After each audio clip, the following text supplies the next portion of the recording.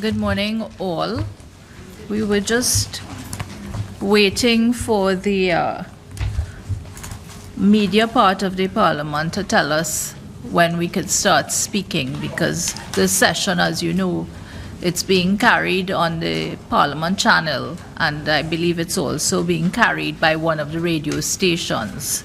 So I apologize for the short delay.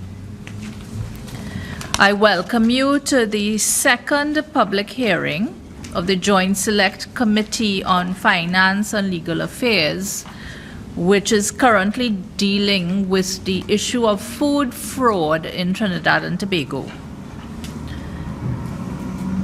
For our listening audience or viewing audience, you can contact us during the course of this session or even afterwards via email at parl101@ttparliament.org, or you can go to the Facebook page and make your comment, or you may tweet at ttparliament.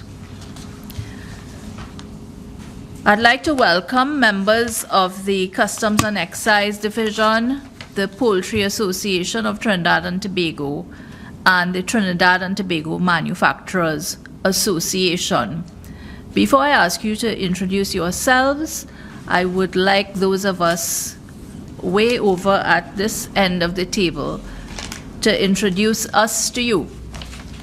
So perhaps I can start from my right. Clarence Rambarat, member.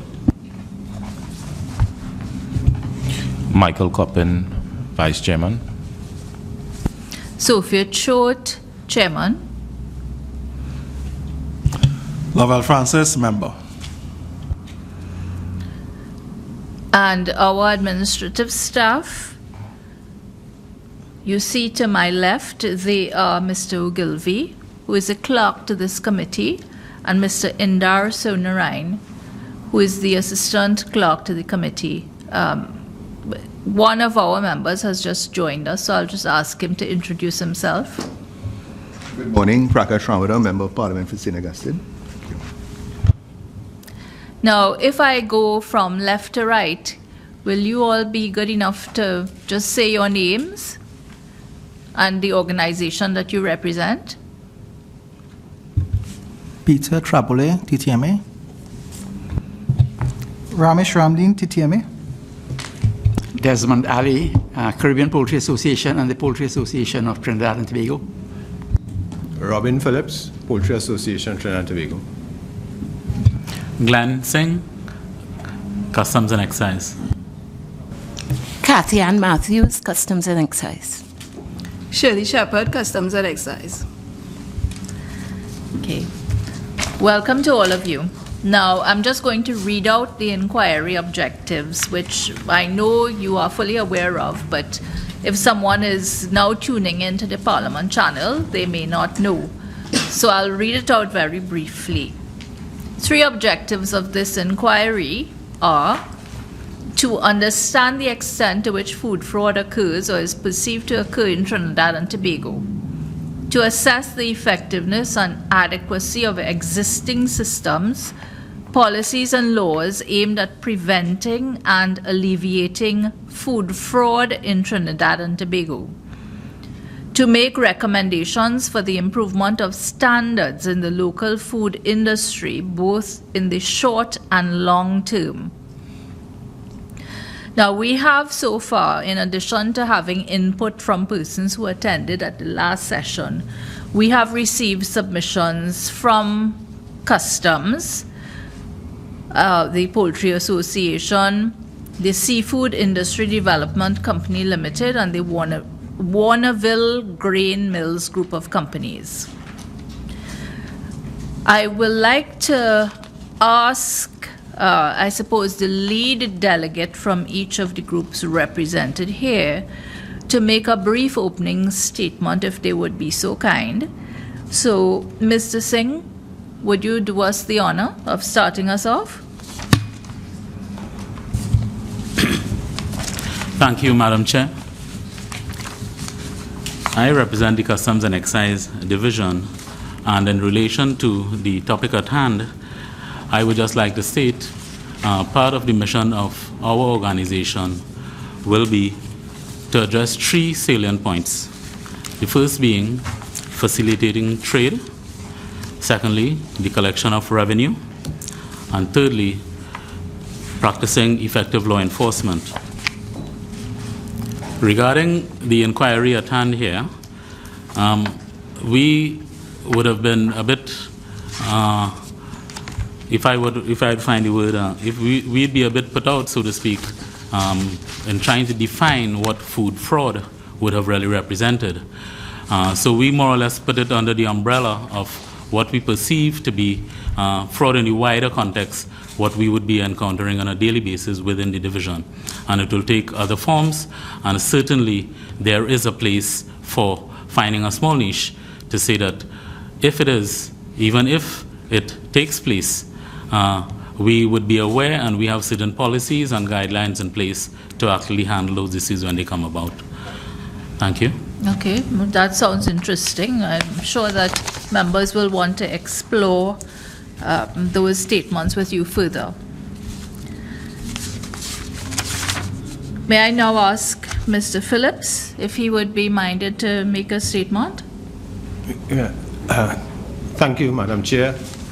And we want to thank you and the rest of the committee for inviting us here today to make our contribution. Just some background on the poultry industry in Trinidad and Tobago. It is the largest agro sector in the industry, accounting for, according to FAO reports, of upward of 60% of agricultural GDP. In Trinidad and Tobago, we consume about 50 million heads of chicken a year, or basically almost 1 million heads a week, and 80% of that is produced and supplied by local producers. And in that context, you could imagine the impact of food fraud that would involve the poultry industry.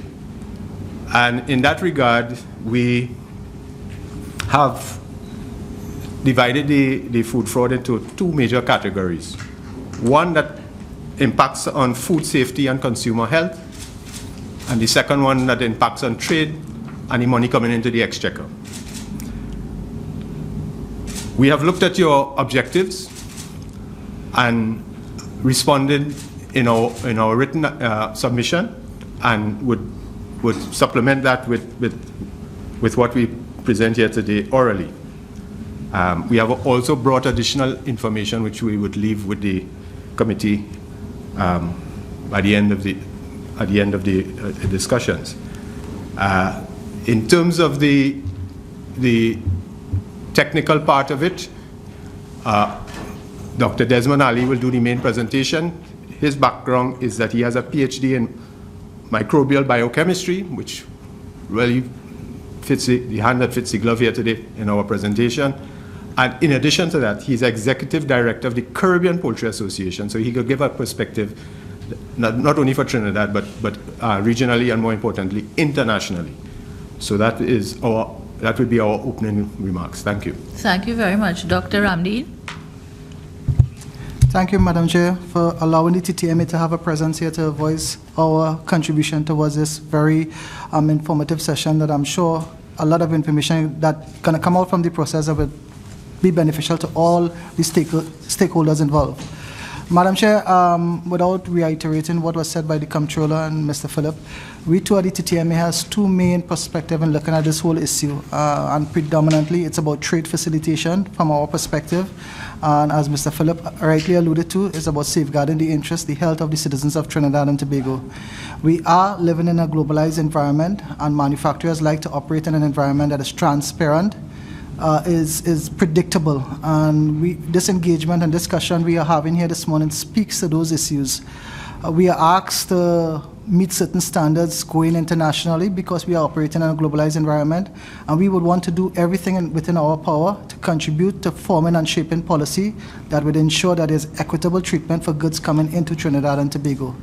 Like Mr. Phillip, I do have a specialist with me here from one of my manufacturers who would probably speak on more of the technical aspects when questions are raised to the TTMA. Thank you very much. Thank you all.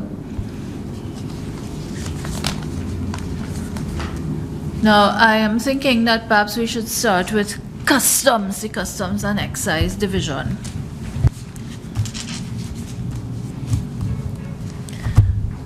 You want to start, Coppin? You want to start? Comptroller, I must say I was taken aback by your opening statement, which seems to afford very, very small amount of interest in this topic of food fraud. Correct me if I'm wrong. At least 25% of imports into the country relate to food. And my understanding of food fraud is that it covers misdescription, it covers the risk of what the physical thing that is brought in being misrepresented in terms of its composition, its quality, its origin, and it covers food fraud, covers mislabeling, misdescription, issues of origin. So it's a number of things, a wide range of things, but ultimately food fraud deals with fooling not only the consumer, but the exchequer. And if 23%, 25% of our imports comprise things that are food, I think it should command more than a sliver of attention of customs. And that is my opening point. My question is, what is in place in customs to deal with the issues I've raised in relation to mislabeling, misdescription, and the physical quality of what is imported in the country under the description of food?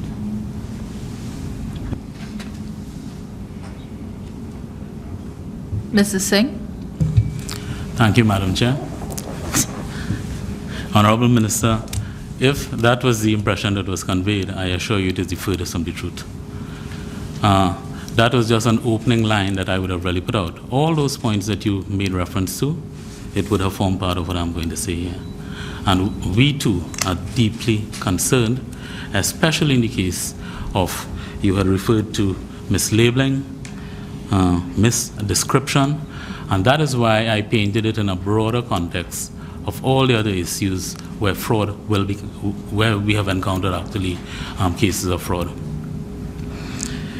If I am to say, if I can maybe paint a picture as to what happens currently when a particular transaction is being entertained by any importing party.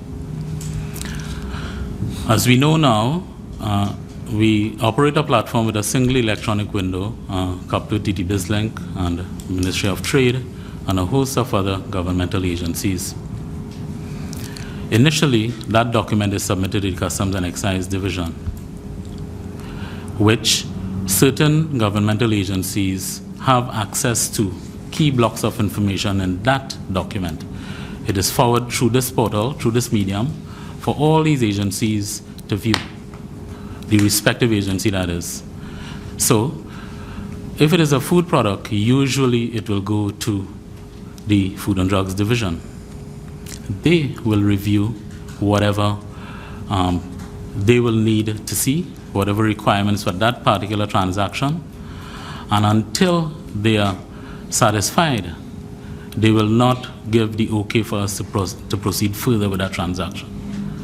So in other words, while it is our duty, our responsibility to receive all documents for import transactions, the onus on the particular circumstance and the particular authority and a subject would reside with that particular agency, whether be it Food and Drugs, whether it's Ministry of Health, whether it's Plant Quarantine, whether it's the Bureau of Standards, whichever other agency will have an interest in it, they will view, they will then communicate to us exactly what they would like to be done. When, I'm sorry, to interrupt you, but when you say they will view, what do you mean? Is it that they will look at the document which is on the database, or will they go and look at the thing which is waiting to be admitted into the country? Thank you, Madam Chair. So I was at the stage of the documents, just the documents. It may eventually lead to what you're describing. It may eventually lead. I'm saying this initial document check, it is done by these respective agencies. They will then indicate to us, in the case of food, many possible scenarios. Either they will exempt that transaction from their surveillance. They may say release. They may also say release to warehouse. They may also say hold for inspection. And we are guided by whatever direction they give. That is solely their responsibility. So we have gone past the stage now of they giving us this notification, whether be it exempt, release, hold for inspection, release to warehouse. So the necessaries will be done by the broker/importer. They will cause the goods, let us assume it's a container, to be in a particular place. Assume, for example, it is hold for inspection. It means that together with the customs, they will also perform whatever examination is required on their end. They will know what they're looking for, and they will give the ultimate sign-off as to release into the commerce of the country. We are guided by whatever they do. And there's a final document, which is really a release order. Only when satisfied with all their obligations, only then we would issue that release order for it to be entered into the commerce of the country. I'm not so sure I am following you, because as I understand it, customs has the legal authority to permit something or someone entry into our jurisdiction. That is not an authority which is invested in the Food and Drug Division or indeed any other government department. So let me ask you this. When the initial information is put on your database, how long, can you give us an idea, how long does it take to get a response from the Food and Drug Department? When that document is submitted to the Customs, Madam Chair, it is almost simultaneous that it goes across to that agency. So it is almost... And how long after do you tend to get a reply? It depends. We don't know what they're looking for. They would be looking at certain particular aspects of it. So it is totally... I appreciate that, but what I'm asking is, from your end, you can tell us, is it that you tend to wait a week for the food and drugs people to get back to you on the database so that you can proceed? Is it the same day? What is it? Again, we can't quantify that time. Usually it is within the same day. But I'm saying there are specific circumstances. Mm-hmm. So we can't say that by 4 o'clock this evening we will get a document. We can't say that. Okay, so essentially what that tells us, I don't know if you will agree with me, what that tells us is that the Food and Drug Division will not do an inspection. They will simply look at what is put up on the database and give their go-ahead, or not, as the case may be. That is so? That is correct, Madam Chair.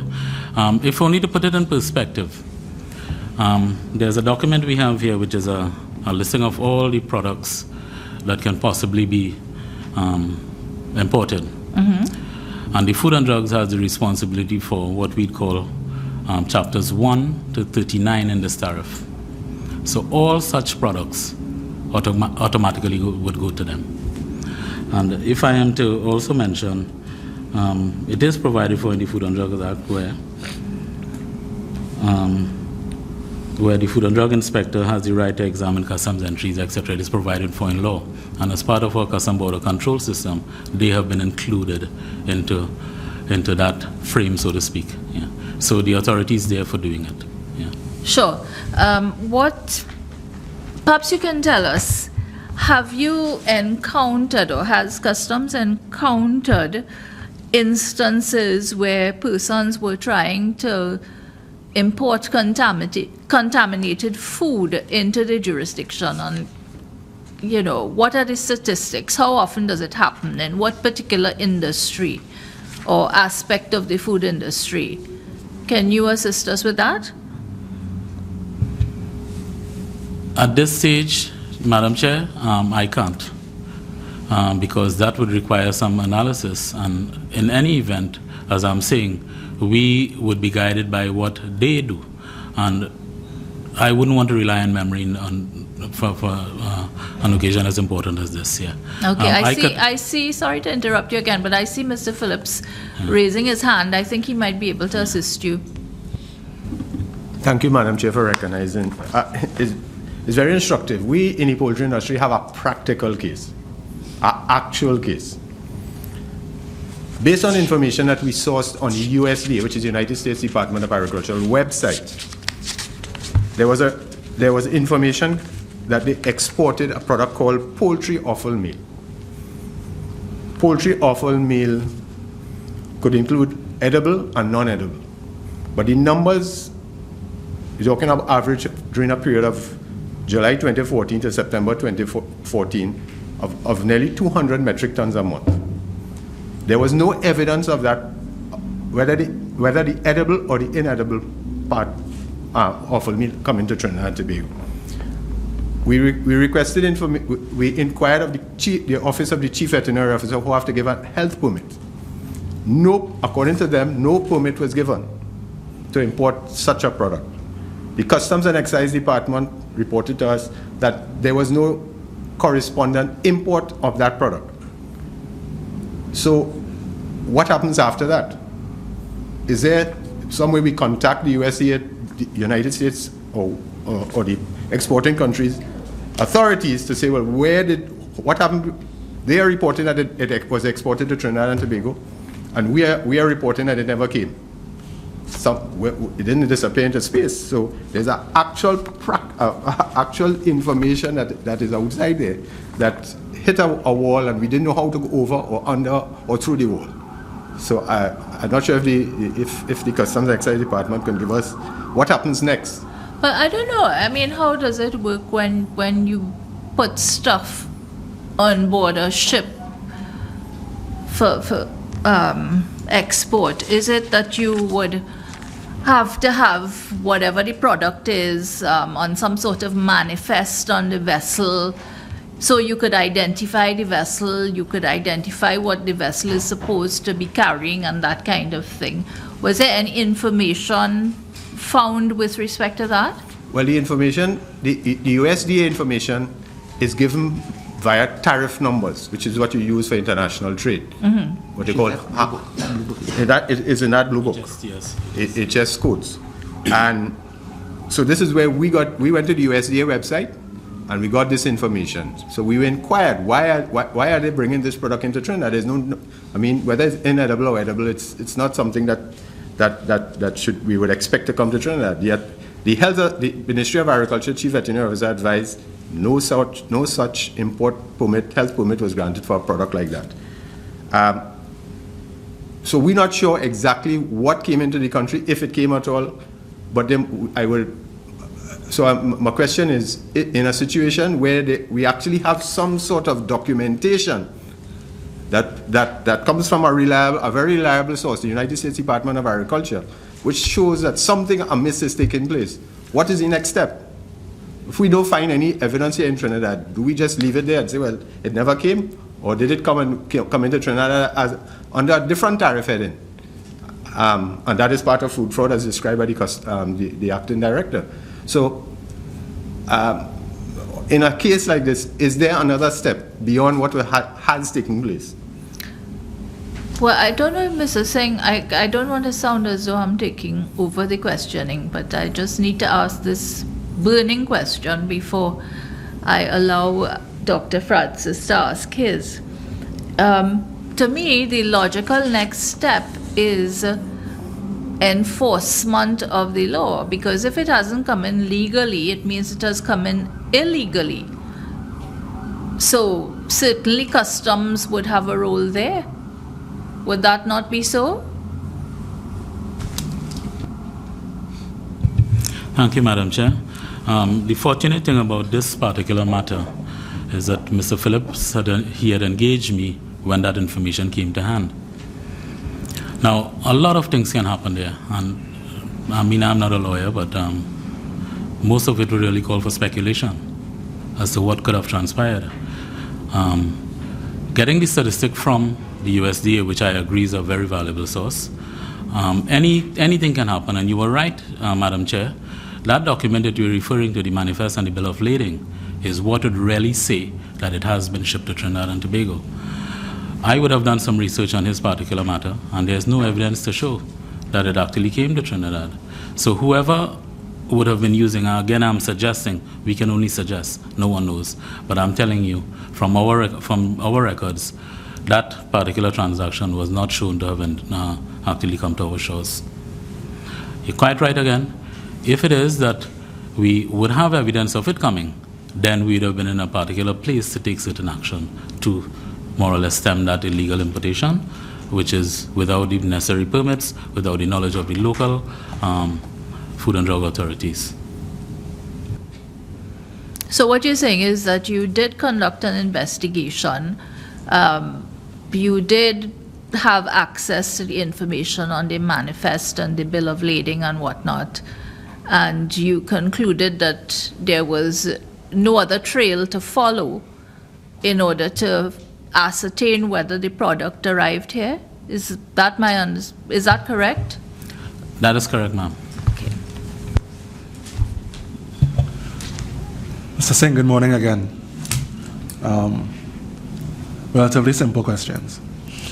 How confident are you, first up, how confident are you in the protocols governing and then the quality of investigations carried out by your division? Now, I'm saying that in the context that some of the feedback I receive is that these investigations are neither as strict or as thorough as perhaps they should be. That's one. I am concerned about foods that are labeled in languages other than English, which can be found on our shelves in this nation. I'd just like to know what are your views on that. And I'll give you a gimme, hit you a long hop you can hit for 6.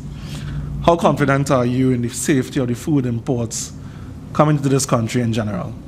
Thank you.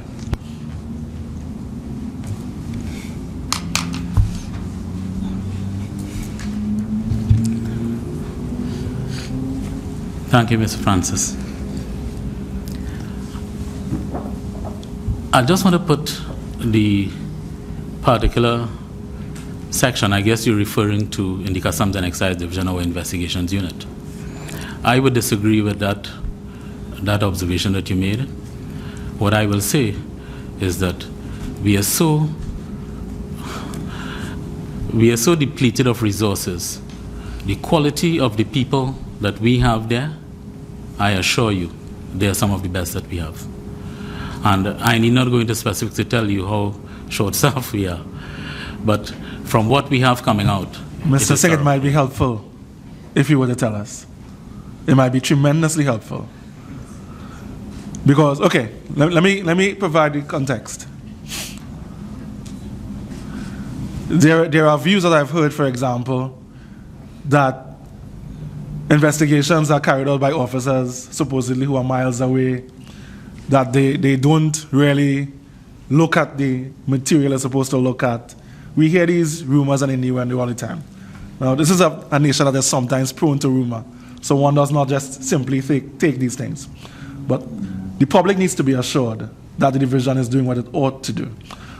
If there are constraints preventing that, then this is the forum for vetting, for explaining those concerns, because they might provide a greater picture of what is facing you.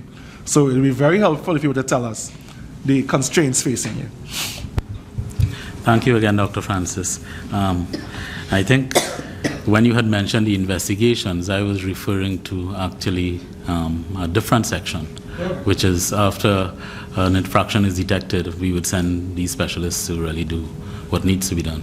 I guess what you're looking at is examination, which is slightly different in our context. Thank you for that. Okay. Again, I would say that our investigators, I will not find any fault with my investigators. They go way beyond the call of duty. They're almost working 24 hours. That is not an issue. As far as the staffing constraints are concerned, we are below 15% of what our establishment is supposed to be. 15? 15? 50. Oh, 50%? 50%, yes, yeah. Okay? So it calls for about 460 in our establishment. I think we are down to about 220 to just thereabouts right now, yeah. Okay? If only to say that we have embarked on a certain course of action where we are more or less conforming with international trends in doing certain things. In other words, and part of my opening presentation would have been facilitating compliant trade. What we try, the idea that is coming out now, we want to get all importing and exporting members of this nation to become compliant. So you'd more or less be on a certain level with us where we can de-risk you, so to speak. So we know who we are targeting, which group that we are targeting in particular. The incidence of even the examinations you were referring to, in some cases, and I would tell you, in the case of food, this vessel comes up on a Wednesday, and it's a vessel with only food products for Trinidad and Tobago. So it is a case where we have to remobilize our resources on that particular day to handle this influx. We don't want those goods to stay for any length of time on the ports, etc. And that is done without dispatch. I don't think we have any complaints as to what measures we have put in place to facilitate that type of transaction. So I would not want to comment further on that part that you were referring to with the rumors, because I treat rumors as rumors too. And if you can't present something to me to tell me that on such and such a date so didn't come, I could deal with that. But the rumors, we'll leave it there right now. What I will tell you is that our officers are some of the most dedicated and committed officers you'll find. I'm happy to hear that. Is anything being done to deal with the personnel issue? Dr. Francis, even as we speak, certain measures are being put in place to fill that void, so to speak. But because for a period of time, it was not now, sometime in the past, recruiting really wasn't done because of the way that the division was supposed to go. We all know what happened with that. So there was a temporary halt on recruitment. And what is happening now, even though some members are coming in, they are fresh, they are being trained even as we speak. We have a batch in training now, but it takes a certain amount of time to really get an officer up to an acceptable standard where you'd really understand all the vagaries of what is required in the job. Okay? So we are filling it gradually, but it will take some time to get where we want to be. If only to say, though, that we have adopted some new international techniques as far as the operations are concerned. And I was referring to the compliant nature of trade on the one hand. And the emphasis now, and I know it may not be in its full operation right now, but it has to do with a lot of risk assessment, intelligence base, and if we have narrowed down more or less the non-compliant people, we are trying to find the formulas to how we are actually going to target what we perceive to be the non-compliant section. Because the world is going into compliance, the world is heading into a place now where there are what we call trusted trader programs, or authorized economic operators, where you are given a certain leeway, we have certain faith, certain confidence in you, where you can operate after you have been sanctioned. We have a rudimentary voluntary compliance program that is going on right now with 6 of the larger importers of products in Trinidad and Tobago. And it is working beautifully for us. This is the way that we see it will be going in the future. Dr. Singh, I know you all are doing a lot of good work. Sorry, Dr. Mitchell, I didn't see your light was on. Go ahead. No, he hasn't answered my second question on labeling. Mr. Singh. Labeling. Sorry, Chair. Thank you for reminding me. Yes. I saw the first session where that I think would have actually been. Yeah, I've been concerned with it for a while, so yes. I keep asking the same question. Okay. I want to tell you another important statistic. Now, remember, we were at the point where we would send these documents for vetting by the respective governmental agencies, and they may determine whether they want to examine, whether they don't want to examine. We also have certain criteria in our selectivity process for examination. For the volumes that Trinidad and Tobago would normally do, it is impossible to examine every container in Trinidad and Tobago. That is a given. We are aiming for between maybe 75–80% without examination. That is our aim. Okay? So we deliver these goods without examination. What I'm saying, if it is that the authority, the Food and Drug Authority, having viewed whatever they would view and determined that they also don't have an interest in it, chances are, I'm saying a hypothetical situation, chances are that that particular product may never be examined by both customs nor the respective governmental agency. The reverse is also true, that we may not have an interest for examination based on our risk criteria, but the respective agency may want to examine that. In such a case, we leave it up to them. They will do whatever it is that they're looking for. Why am I telling you this? That in some cases, especially with the larger importers, which would present a lesser risk to us, we may not, based on our criteria, examine those containers. Okay? Again, I would tell you that if we were to examine a container and we see what you're referring to, the foreign labels and so on, the duty is on us to draw that to the attention of the respective agency that is responsible, whether it be Bureau of Standards or in the case of food, whether it is the Food and Drugs. And in such case, we will refer that to them. And have you ever encountered such a situation?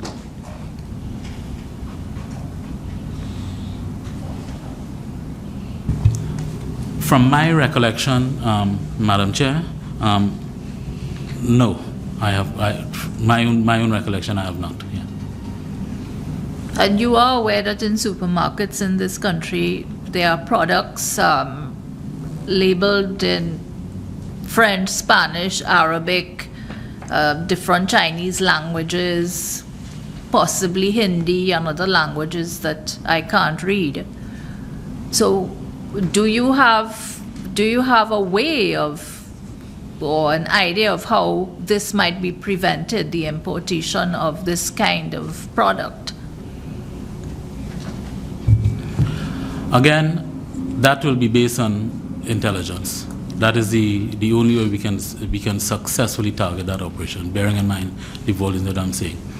To my mind, and I don't want to speak for the Food and Drugs, even at that stage, certain things can be done when those offending products are seen. Many years ago, Madam Chair, I just want to correct what I just said concerning the foreign labels. I remember an importer brought in a shipment of sardines, and the labeling was in Spanish.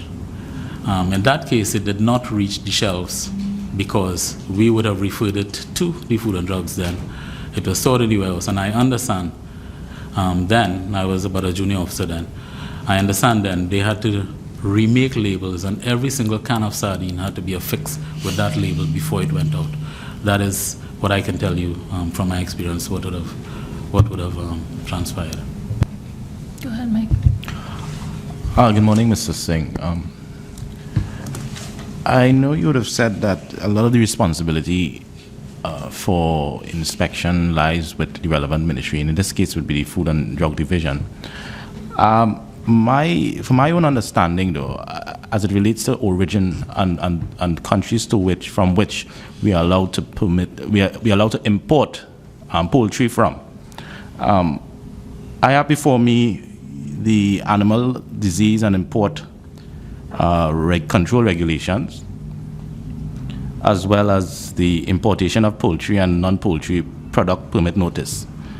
I know the Poultry Association would have referred to in there, which I don't think you have a sight of, in their submission. One of the concerns they have is that imported products from non-approved sources as defined in those said regulations. Section 15 of the control regulation speaks to poultry may only be imported from one of the countries specified in the 6th schedule. And those countries are Antigua, Australia, Barbados, Belize, Canada, Denmark, Jamaica, Montserrat, Netherlands, New Zealand, Northern Ireland, St. Kitts and Nevis, and Anguilla.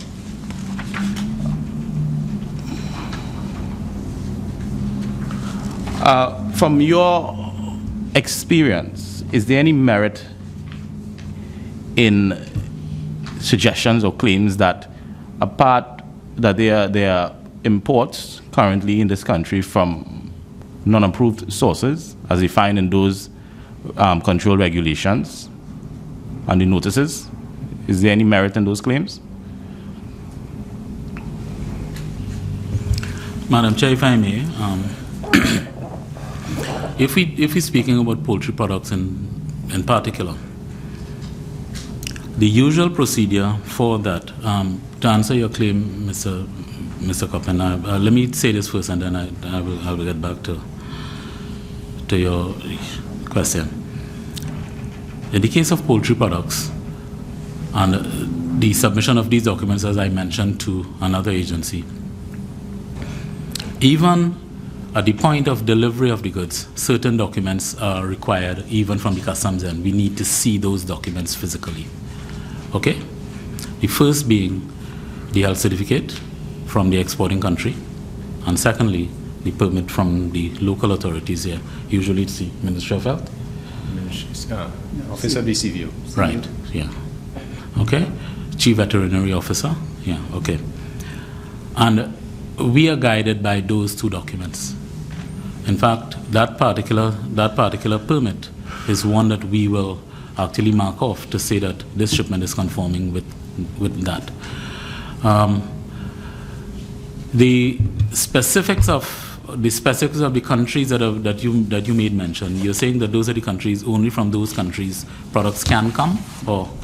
Yeah, there's some other ones, Dominica, St. Lucia, France, Great Britain. 23 countries. USA? Yes, Dominica, St. Lucia, France, St. Vincent, Great Britain, Sweden, Okay, sure. Grenada, Okay. United Kingdom, Guyana, United States, and Israel. So reliance is placed really on those certificates that are submitted to the customs. If I may also, Madam Chair, those initial documents that I was referring to, it is not just a customs entry document. All supporting documents for that transaction is also uploaded by the customs broker. So if it is that a health certificate is required, it has to be uploaded. If a permit to import has to be provided, it must be uploaded. So we'd see all the attachments on that particular transaction as a bundle of documents for that particular. But how do you authenticate the certificate? Because anybody could upload anything on any information system. At the point of examination, those original certificates will have to be provided just prior to delivery. So whether it is examined or not, we still deliver. I'm not following you at all. We're talking about uploading in the initial, Right, so in the the initial people, phase. the importer comes in and the broker is there and he has a bunch of documents, one of which is the health certificate.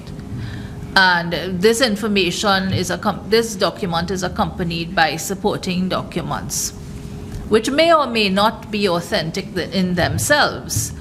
Is there any way through the unified system that you have described for you to go up on the system and try to find out whether the documents you are seeing or which have been produced to you are in fact genuine? Thank you, Madam Chair. You must also remember that the access to that system is only by special designated personnel from even the governmental agencies. So there has to be an element of trust, even from the personnel who are reviewing, say, from the Ministry of Health or the plant quarantine or whoever. Mr. Singh, I'm asking a straight question, you know. I think you can give me a direct answer. Well, you see, you were referring to two different scenarios. One was the uploading, which is which is a requirement for initial submission. I was also making reference to the delivery, which is an operation removed from that initial uploading, at which case the originals will be presented. Yes, what I'm asking you is, when you receive the originals, how do you authenticate them, or how do you know that they are authentic? Is there some method whereby you can go to some sort of international governing website and determine whether what you are seeing is in fact a certificate issued from a particular industry in a particular country? Is that a capacity which customs has? Not at this time, Madam Chair. I see. If we have to do that, we'll have to go through again with the local agency.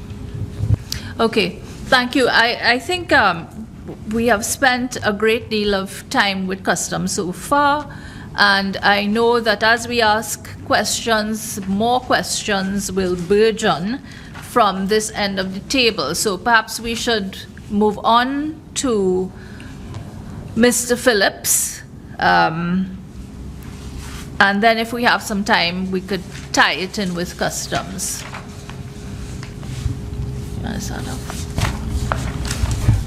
Mr. Phillips,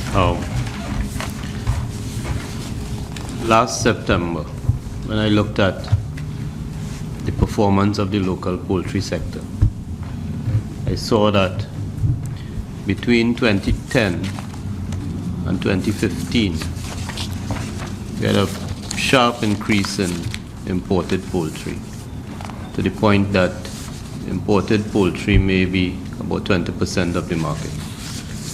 But more recently, I noticed an even sharper increase in the importation of poultry. What are the issues relating to imported poultry on this question of food fraud in the country? That's a very good question. But, it's very strange you ask that question, because based on the earlier discussion, we're not sure.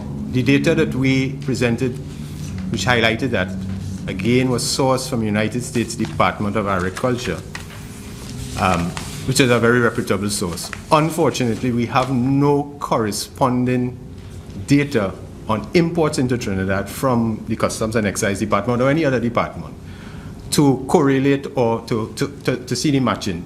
It has already been said here this morning that the 200 metric tons per month that was coming in of poultry offal never came into the country. So the numbers indicate that based on the USDA export data. But I am not sure if the Customs Department information will confirm that, validate that, or say it did not happen, because at least in one case, there is a big question mark over it. But what has happened is that I think the chicken is coming, because we see evidence of it, mainly chicken leg quarters. First of all, I have to explain what the main import source for us is the United States of America. They have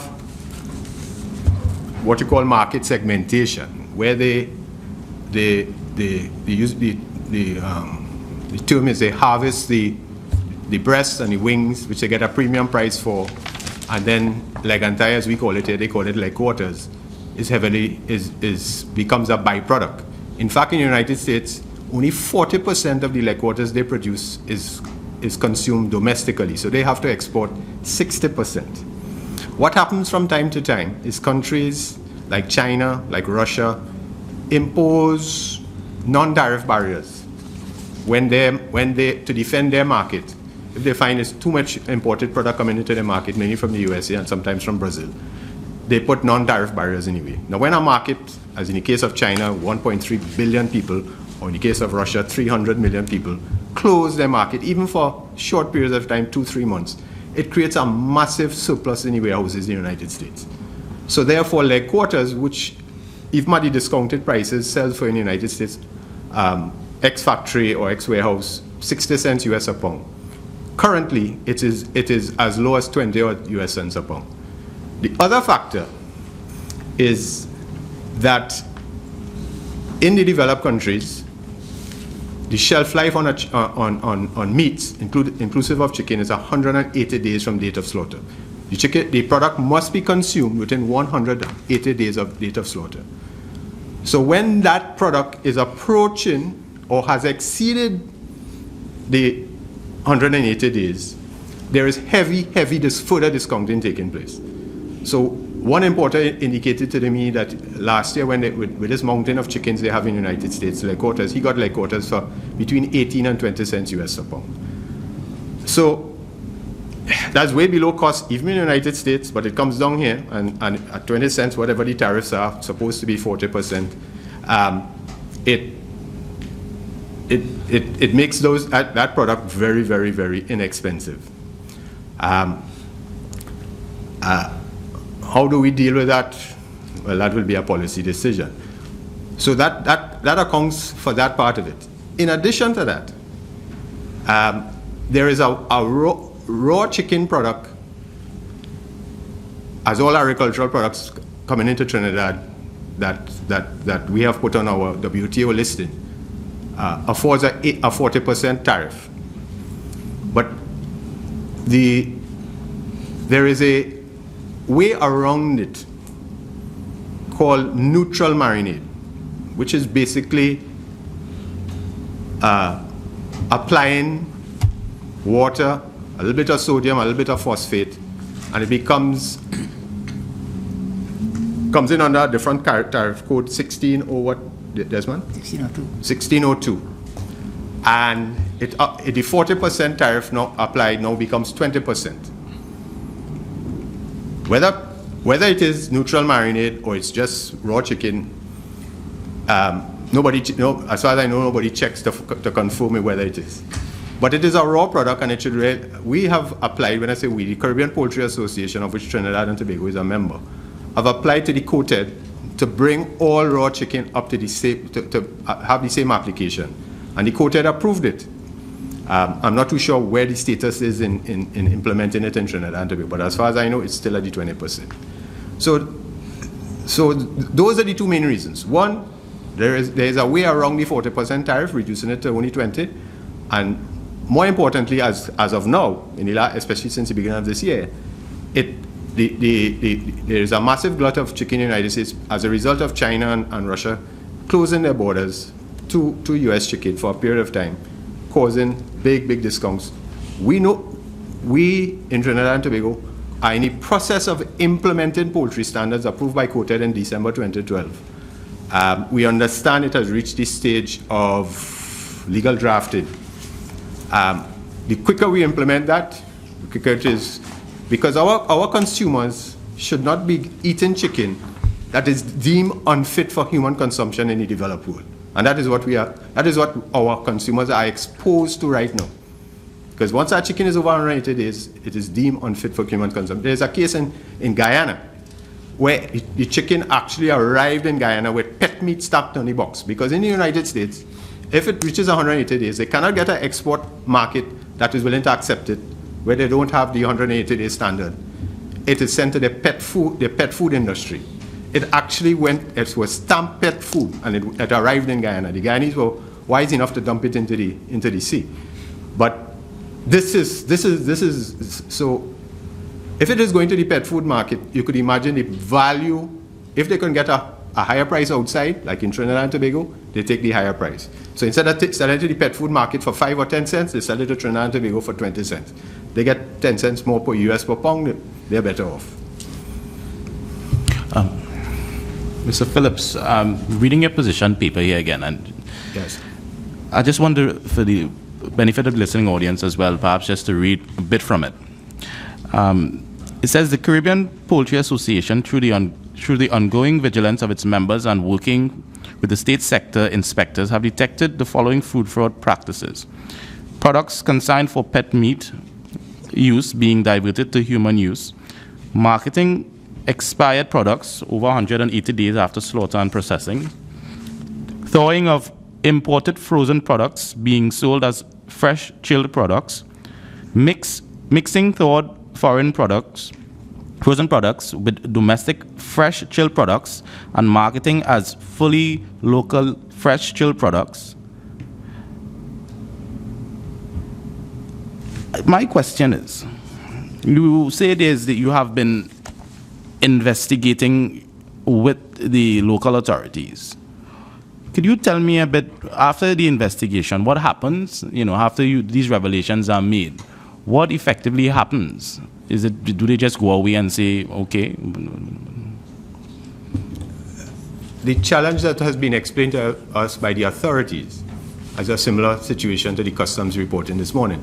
They are understaffed. They don't have enough personnel to go around to do the necessary groundwork on it. There are about 500 supermarkets in Trinidad alone, far less the various food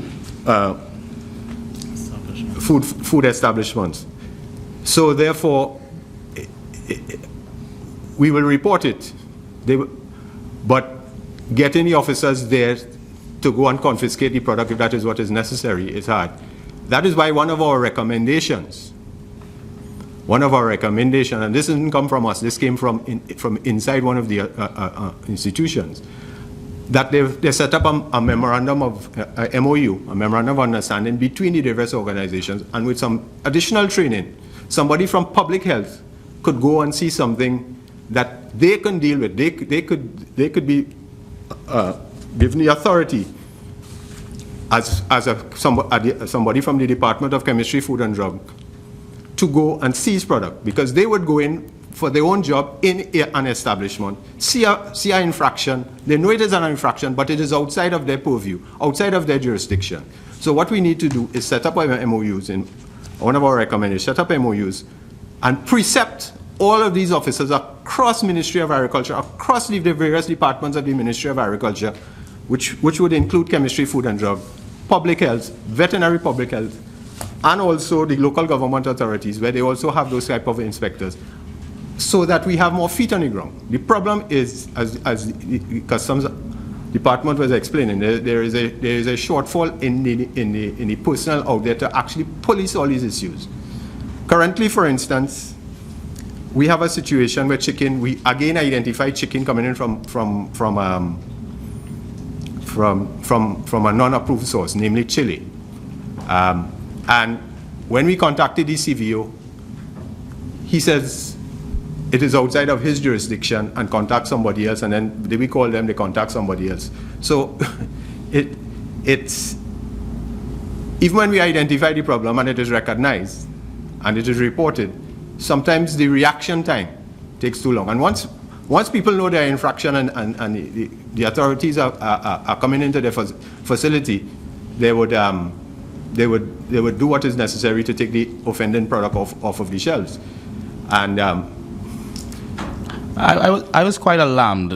In fact, one of the discoveries you say, or the Caribbean Poultry Association say they have made, relates to imports of duty-free frozen products intended for further manufacture being diverted to the retail market, school feeding, and the food service.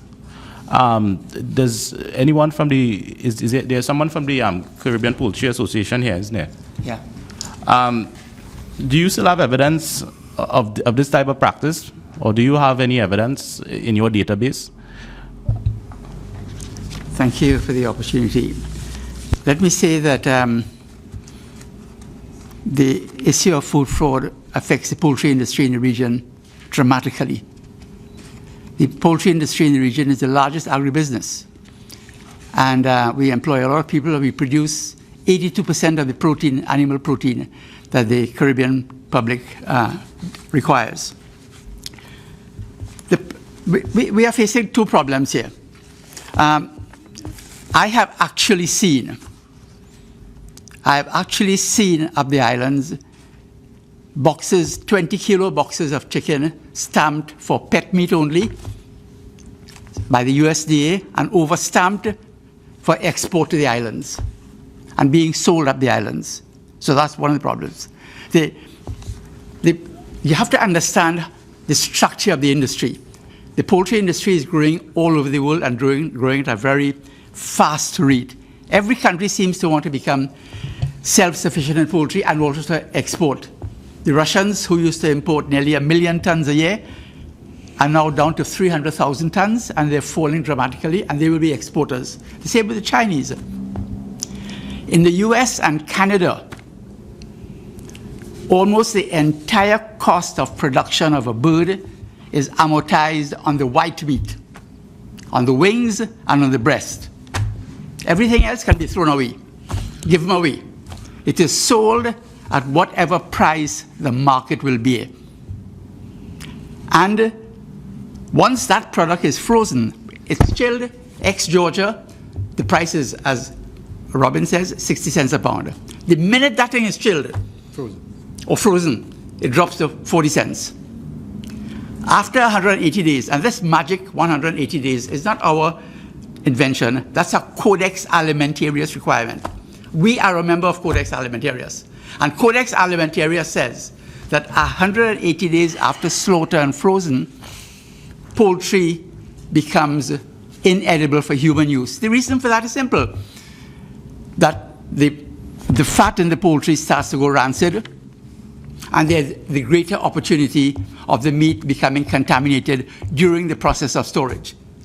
Right now, as I speak, the Americans have nearly 1 billion pounds of dark meat in storage that they can't even give away. So the minute it goes after 180 days, the price falls through the floor, because it's either going for pet meat or it's going to a country where there are no standards. And that is the problem we are facing. The problem we are facing here in Trinidad and Tobago and in the Caribbean is that there is not a poultry standard that says what poultry meat is, how it is to be handled, how it is to be slaughtered, how it is to be sold. We in the Caribbean Poultry Association spent a number of years working with all the industry, all the bureaus of standards, all the chemistry, food and drugs departments to develop a poultry standard that is a regional standard. It has been approved by CROSQ, the Caribbean Regional Organization for Standards and Quality. That was sent to COTED at the 35 COTED in 2012. That was approved by COTED in 2012. To this day, 2016, not a single country in the Caribbean has implemented it. Because CROSQ standards and COTED approval are not mandatory, like in the EU. They're optional. A country is free to or not approve it. What happens here now in Trinidad and Tobago? People import frozen leg quarters. More than 180 days, they probably get 15 cents. I have had offers of chicken, frozen leg quarters, for 5 cents a pound out of the US. But the chicken is 5 years old. Now, that chicken is imported ostensibly for manufacturing. So it comes in at 5% duty. And what do you see? You see full-page ads from the companies that are importing that chicken, ostensibly for manufacturing, being sold openly for retail. It happens in Jamaica, it happens here, it happens to a lesser extent in Barbados. Guyana and Belize seem to be much better off than we are. And that's because Belize has BAHA, and we've got a BAHA Act. We don't have a similar act. So it seems to me that the real problem here is that we have to approve a poultry standard by which we can judge our own product and by which we can judge the imported product. At the moment, the CVO and the Chemistry, Food and Drugs Act are operating in a vacuum. There simply is not a standard that they can work from. Yes, Doctor, thank you very much. That was extremely helpful, because I saw on Facebook, I think sometime last week, there are these fora now where people put up stuff for sale, like expats putting up stuff for sale and so on. And one of the things put up for sale was 5-year-old chicken. So it is interesting that you should mention that. But so we are 100-year-old chicken. do you catalog the instances or the breaches of this code? do you catalog it so that it can be shared and given to some agency to investigate and so on?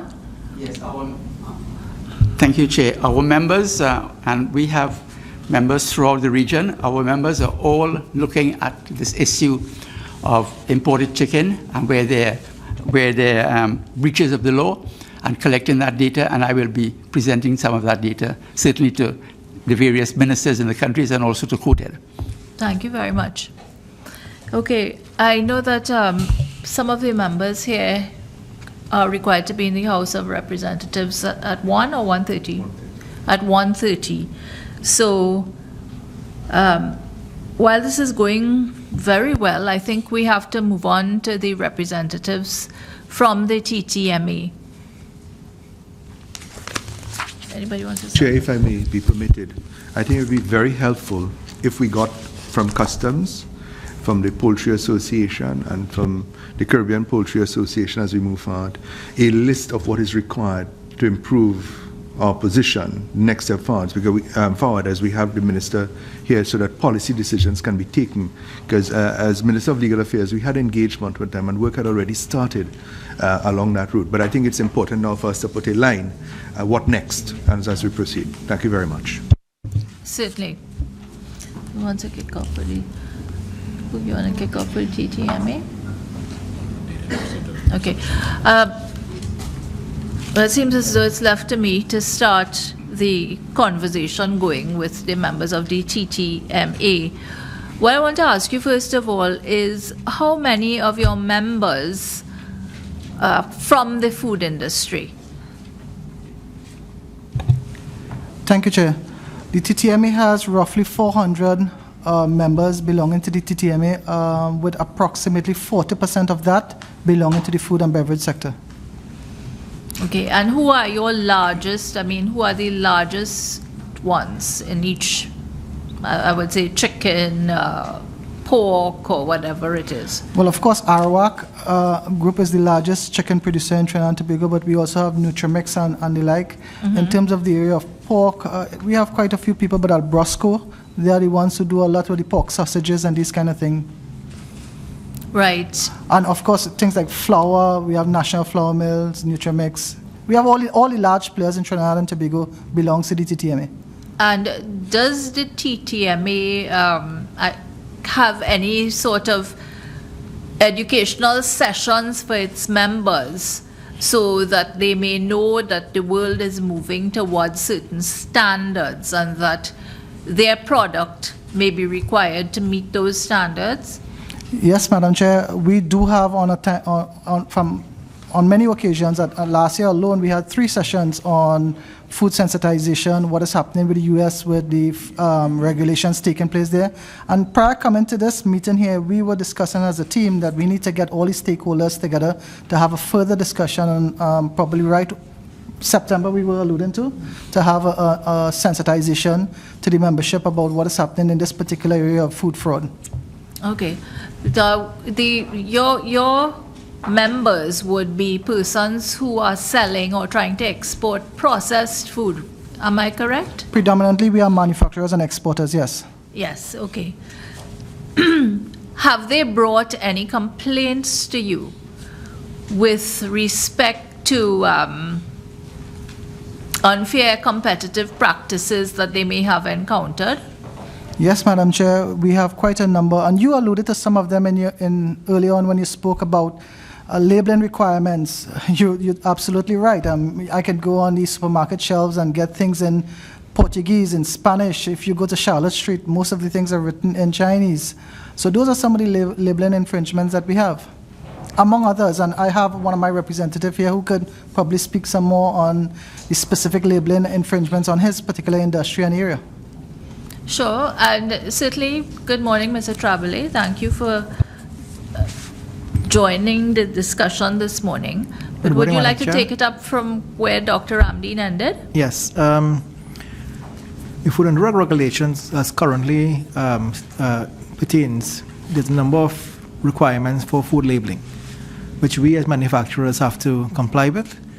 And in fact, we as exporters also have even more rigid requirements in countries like Barbados, St. Lucia, Jamaica, Guyana, which we have to comply with as well. Recently, for export, let's say to Guyana, we would have had to send certificates of quality from Karuri, as well as from the Food and Drug export certificate saying that the shipment meets a certain standard. However, in products coming into the market, there doesn't seem to be a reciprocal requirement from Trinidad. Right? In Jamaica, if we send a product into Jamaica without address for a distributor, the product is blocked at the port. In St. Lucia, if we send a product there and it doesn't have a certificate of analysis from Karuri, not even our own, it must be from an independent lab, just as Karuri, it's blocked at the port. But reciprocal doesn't exist. And in a sense, the food and drug regulations locally were drafted in 1960. And there have been very, very few amendments over the years, minor amendments really. So a lot of the law is in fact outdated. A lot of the standards of identity, which defines what the product should be by a certain standard, are outdated. Some of them are not even covered anymore, such as we talked last time about flavored water. There's no definition in Trinidad legal law for flavored water. So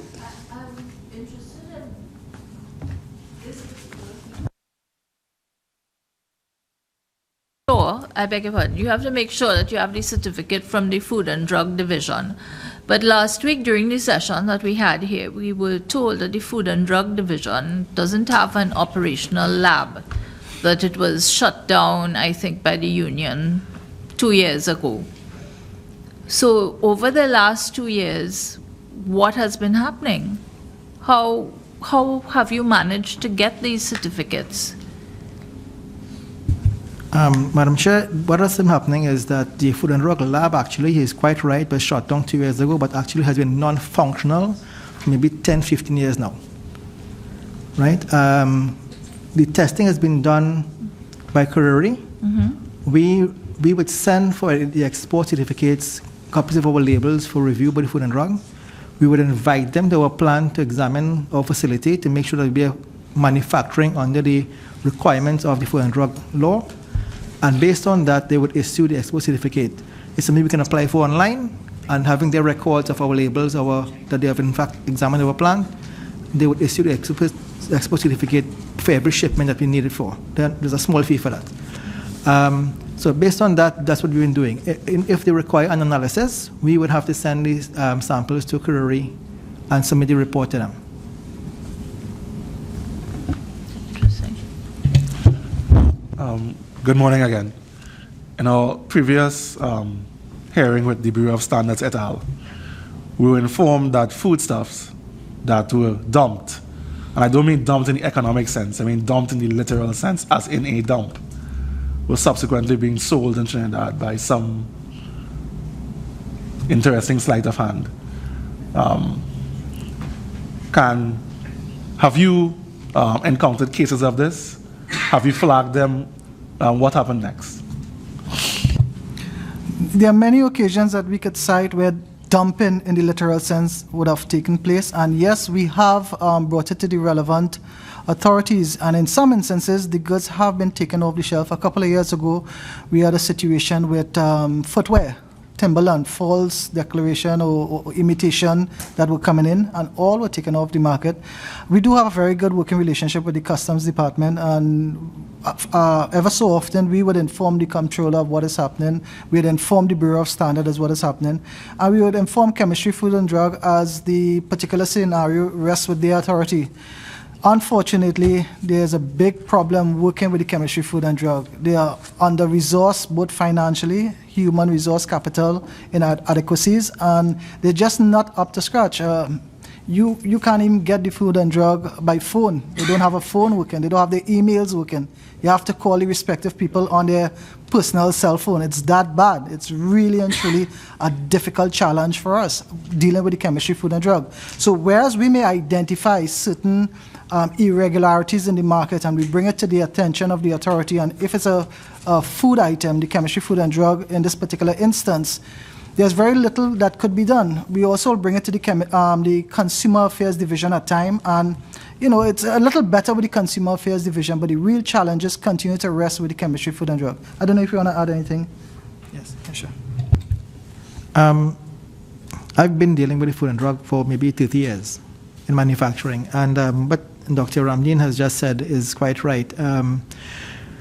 There are two challenges. One, as is mentioned, under-resourced, under-equipped, underfunded.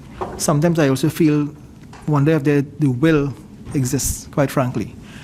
Besides that, too, doesn't seem to be an appreciation for trade issues, and therefore delays in certain certifications are done when products may be in some port waiting for something from Food and Drug and just waiting there for collecting demurrage and so forth. This is why the TTMA and has many members of the TTMA have advocated that food be, come under the TTBS rather than be under the Food and Drug. Similar, let me explain something like that. Right now, the Food and Drug regulations are wonderful law. You've got to change it, there's to go to Parliament and so forth. However, the Bureau of Standards has many standards that they can change at will because of the way they operate. So in a way, many countries, St. Lucia and so on, for example, they have the food under the Bureau, St. Kitts under the Bureau, Jamaica under the Bureau. They can change their requirements, their standards, and keep the times very easily.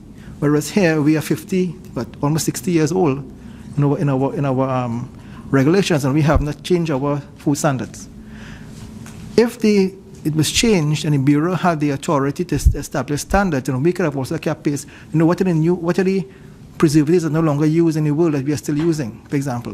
What are the limits of use of certain ingredients that are no longer being used in levels we are allowed to use here? Things like that. We could have done those things very easily with having to change a food standard or a food law under a food standard under the Bureau that takes 60 years to get done under the Food and Drug Ordinance. So there was this advocate that in many countries, and I think we're probably the only one that still has another Food and Drug. All the other Caribbean islands have it under the Bureau standards. We're unique. Yes, we're the only one in CARICOM that still has another Food and Drug. Everybody else is Bureau. For the same reason of keeping up with the standards and making sure that we have a relevant system.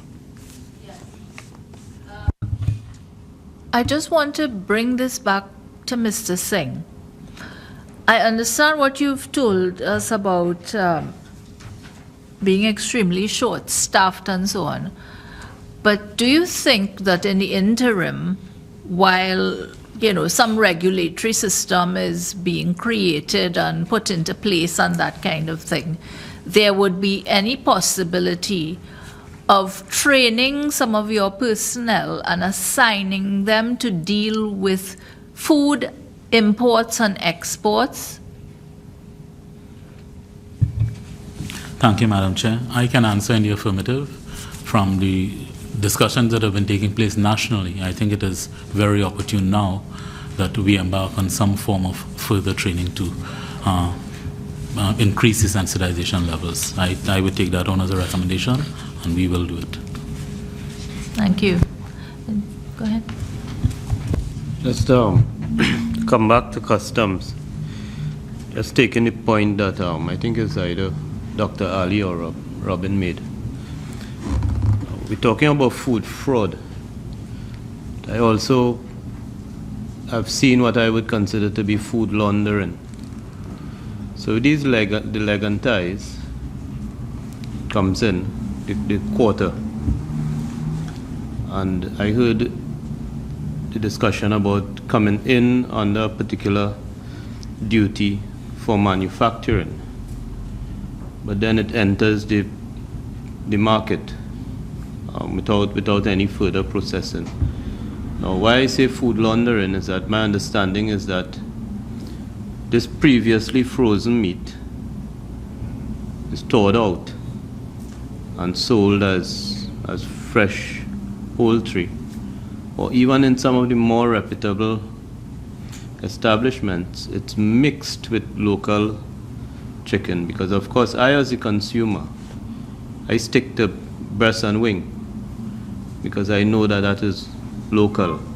The import is the leg and thigh. But it's mixed.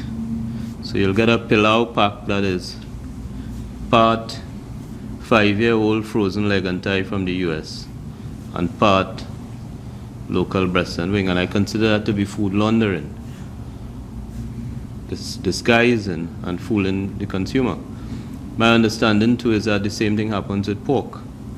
Pork for processing comes in duty-free into the country, but the importers are putting that pork on the retail shelf in the form in which it is brought in. There is no alteration, no further processing, and is competing with local pork.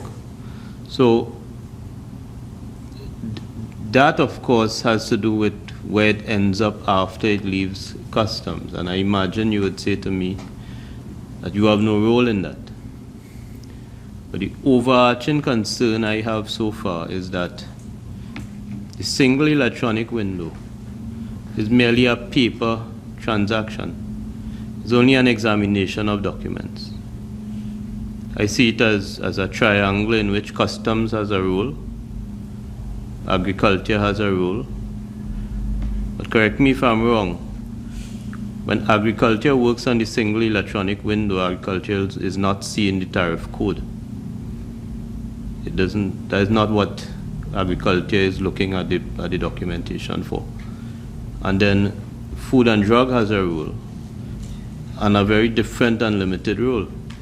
But in all of this, nobody is examining the actual physical product that comes into the country.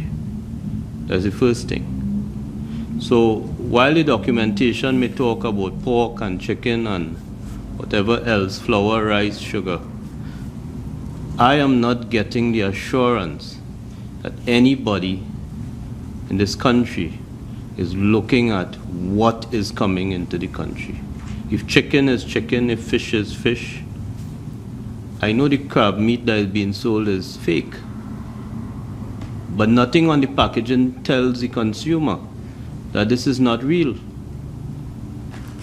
If you go in anywhere in North America where you see chicken being sold in a supermarket, you see previously frozen. There's a sign that says previously frozen because the market recognizes there's a quality difference and a price difference between fresh chicken and previously frozen chicken that has been thawed out.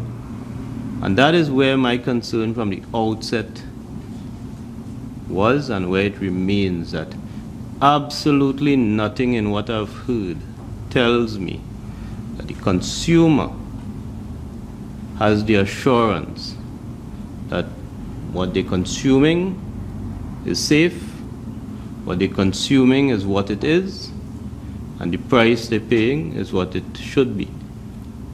And then a side of that, part of that is the fact that local producers are suffering. The local pig farmers are suffering because for Christmas, this duty-free pork was being retailed at £4 for $50.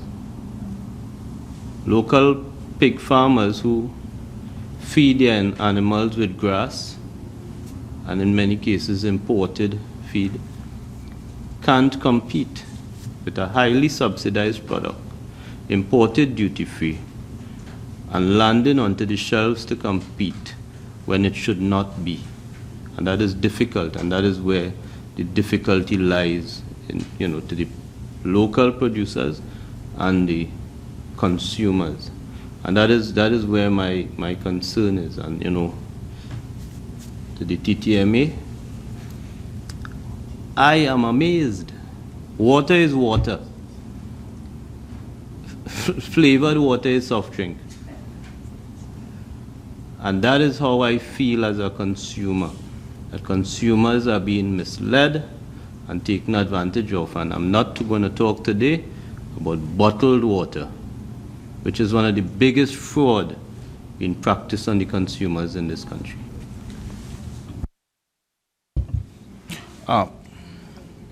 Question to the Poultry Association again. I know the Manufacturers Association representative would have spoken about their lack of confidence in the Chemical, Food and Drug Division, but in your estimation, does the Chemical, Food and Drug Division exercise effective oversight of the local poultry industry through inspections, seizing of items, and pursuing legislation, in your estimation?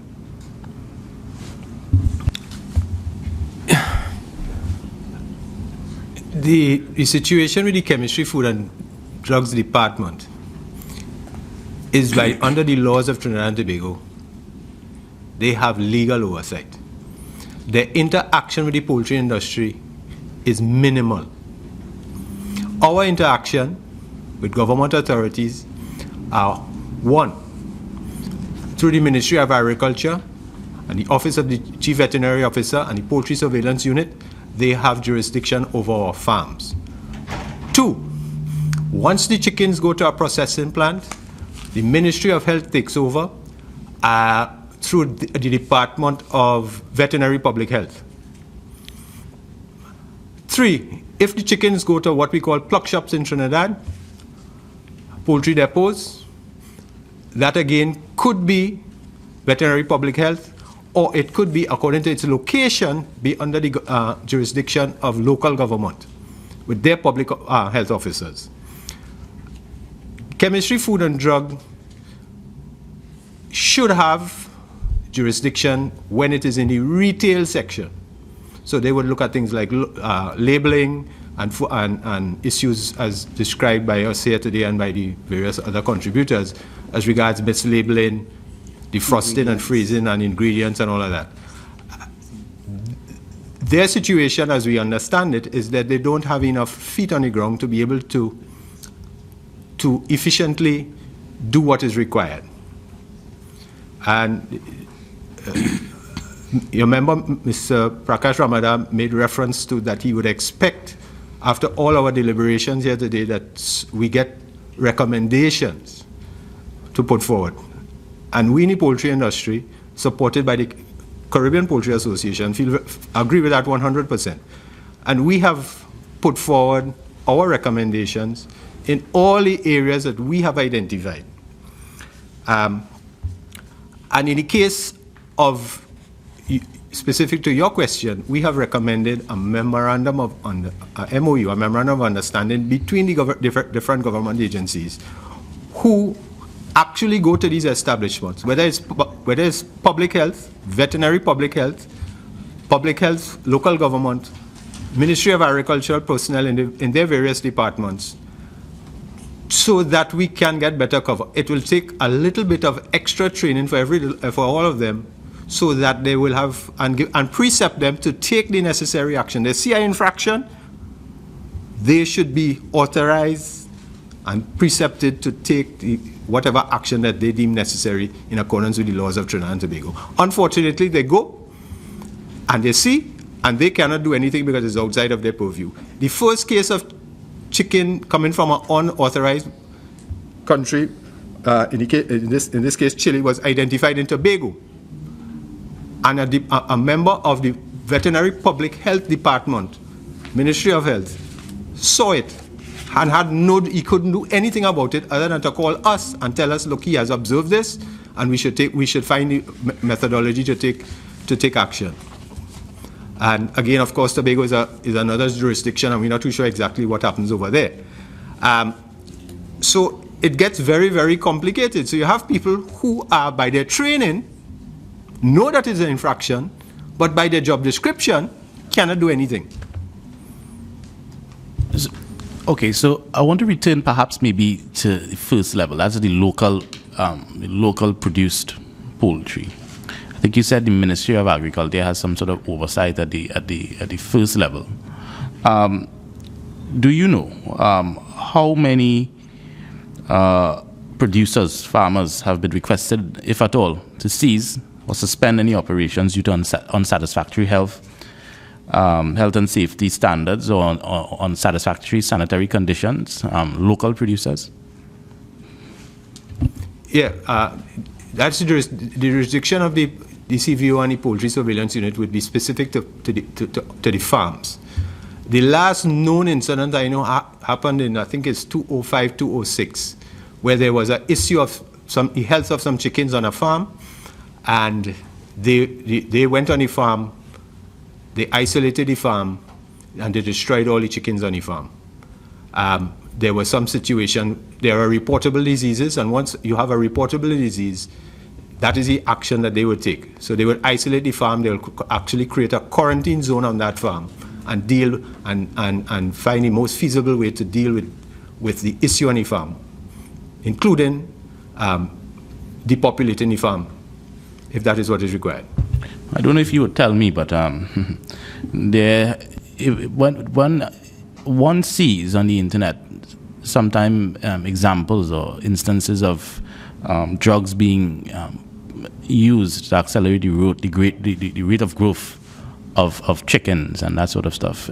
I don't know if you would tell me, but is that a practice in Trinidad and Tobago, use of enhancing, growth enhancing products in the poultry industry? What I can say is that practice, first of all, I want to say is illegal. I think in every jurisdiction, in every part of the world. Not that people don't break the law, because we know they do. But in terms of the context of it, is that the main thing is the use of hormones, supposedly, and steroids. What I can say is that the genetics of the chicken that we have been using to produce two products from the poultry industry. One is meat, and the other one is table eggs. If I was to go back 100 years, the chickens that were producing eggs and the chickens that were used to produce meat was the same exact chicken, basically the same genetics. But what was observed very early on in the evolution of the poultry industry is that some chickens had a better predisposition to grow fast and be better fleshed, and other chickens had a predisposition to produce eggs. So we have basically 100 years ago one basic species producing eggs and meat.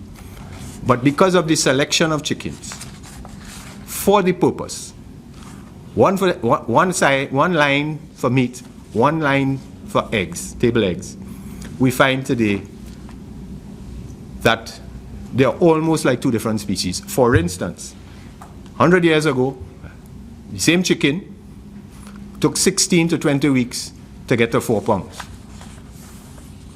The female line will produce during its lifetime somewhere 80 to 100 eggs during its lifetime. But we have selected the chickens. The left line going for meat production, the right line going for egg production.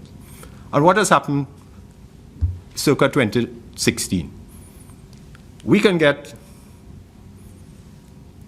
because of the selection genetically and the enhanced feed that we feed them, and management, and better environment where the chickens are farmed, 350 eggs per hen. Remember, it was started at 80 to 100. It's already 350, some above that. But if you keep the males of that line, it will still take 16 to 20 weeks for it to reach 4 pounds. And it will have what you call a keel bone. You won't see the nice rounded breasts you see when you go into the supermarkets here. Because that line was selected for table egg production. They wanted eggs out of that. If we look on the other side of the line that was selected for meat production, if you keep the females long enough, they will produce eggs. But because of enhanced nutrition, you might get 100 to 120 eggs. But you would get 4 pounds in 40 days or less. So it has nothing to do with hormones. It has nothing to do with adding steroids in the feed. It has to do with 80% enhanced genetic selection and 20% nutrition, enhanced nutrition. And that is where we are today. So just for my clarification, you're saying that there's been no examples of performance-enhancing or growth-enhancing hormones being used in Trinidad and Tobago, from your knowledge? No. From my knowledge, no. Categorically, no.